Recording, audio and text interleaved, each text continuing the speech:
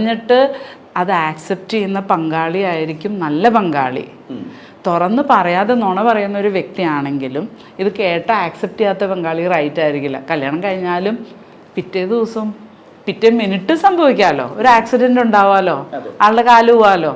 അപ്പോൾ കല്യാണത്തിന് മുമ്പ് എന്ത് സംഭവിച്ചാലും തുറന്ന്. അപ്പോൾ ട്രസ്റ്റ്, ഓപ്പൺ കമ്മ്യൂണിക്കേഷൻ.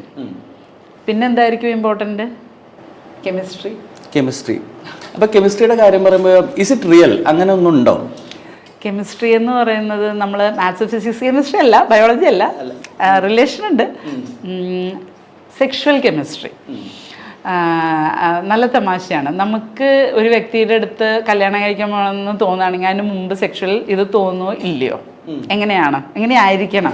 ഐഡിയലി തോന്നണം. യൂഷ്വലി സയൻറ്റിഫിക് സ്റ്റഡീസ് അനുസരിച്ച് ഒരു വ്യക്തിയായിട്ട് ഇടപഴകുകയാണെങ്കിൽ, ബോയ് ഫ്രണ്ട് ആയാലും, ഒരു 4 to 6 വീക്സ് ആകുമ്പോഴെങ്കിലും